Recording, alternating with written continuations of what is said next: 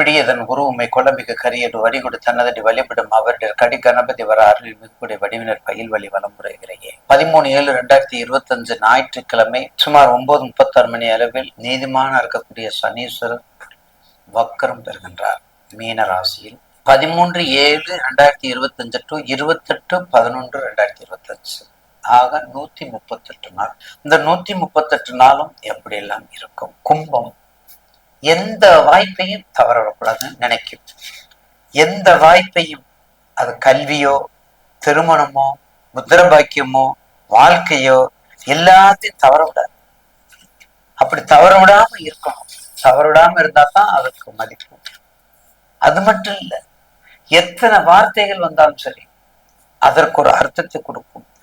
எத்தனை வாக்கியங்கள் வந்தாலும் சரி அதுக்கும் ஒரு அர்த்தத்தை கொடுக்கும். எத்தனை நூல்கள் வந்தாலும் சரி, நூல் நிலையங்கள் வந்தாலும் சரி, அதற்கும் ஒரு பொருளை கொடுத்து விடும். என்ன? கும்பம் அனைத்து அதிகாரங்களுக்கு உரியது. அனைத்து இதிகாசங்களுக்கும் அனைத்து தான தர்மங்களையும் கட்டுப்படுத்தி ஒரு குடத்தினில் தர்மத்தை நிலைநிறுத்துவது. நீரின்றி அமையாது உலகம். என்ன பண்றோம்? எல்லாரும் வீட்டுக்கு போறோம், எல்லாரும் தானே என்ன துடைக்கிறோம்? கும்பாபிஷேகம் என்ன துடைக்கிறோம்?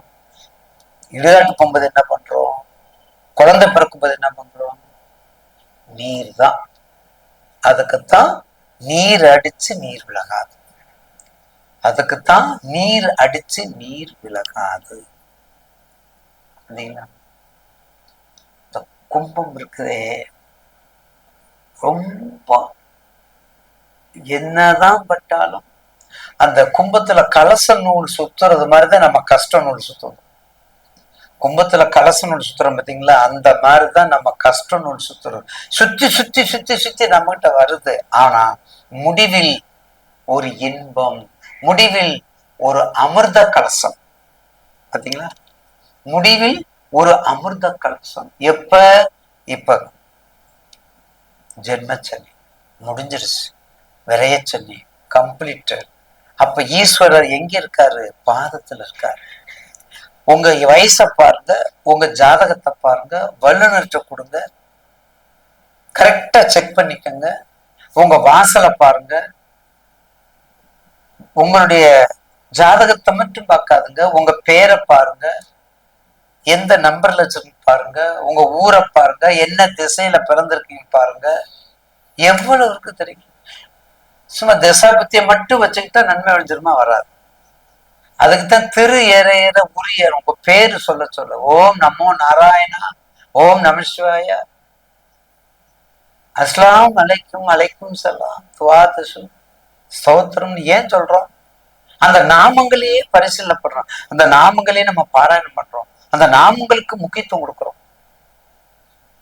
அப்ப அந்த நாமங்களுக்கு முக்கியத்துவம் கொடுக்க கொடுக்க அந்த சம்பந்தப்பட்ட இறைவன் நம்மிடத்திலே பேசுவான். ஏயா என்னை கூப்பிட, என்ன தொந்தரவு, எனக்கு உனக்கு என்ன வேணும் அப்படின்னு கேட்கக்கூடிய வாய்ப்புகள் அதிகம். அந்த வகையிலே கும்பத்துக்கு ஆறுதல் சொல்லக்கூடிய நேரம். ஆறுதலை முருகனை கும்பிடு. ஆறுதலை சொல்லக்கூடிய நேரம் 18 படியானை கும்பிடு, சபரிமலை சாஸ்தாவை கும்பிடு, கருப்புசாமியை கும்பிடு, முனீஸ்வரனை கும்பிடு. ஏன்னா இதுவரை அந்த காக்கும் கடவுள் சம்பந்தப்பட்டது. இந்த காக்கும் கடவுள் சம்பந்தப்பட்டதும் போது கண்டிப்பாக அதை கும்பிடும். எப்படிலாம் கும்பிட்டு வந்தா கும்பராசிக்கு இந்த 138 நாள் முடிந்தவுடன் கண்டிப்பாக ஒரு நல்ல ரிசல்ட் கிடைக்கும். அதோட 9வது 10வது மாசத்துல இருந்து ஒரு நல்ல ரிசல்ட் கிடைக்கும். உங்களுக்கு அந்த குருவும் வந்து சேர்ந்துடுறாரு, அதிசார குருவும் வந்துடுறாரு. ஆக மொத்தம் கொஞ்சம் ஒரு கையே தட்டிக்கிட்டு இருந்தவங்க நீங்க இப்ப 2 கையும் தட்டக்கூடிய நேரம் 10/10/2025, 8/8/2025 will be started. 8/8 ஸ்டார்டடு. ஆனா 10/10க்கு தான் அது முடியும். 10/10க்கு தான் முடியும். அப்படிப்பட்ட இது எடுத்துக்கலாம். ரைட்டா? கண்டிப்பாக எடுத்துக்கொள்ளுங்கள்.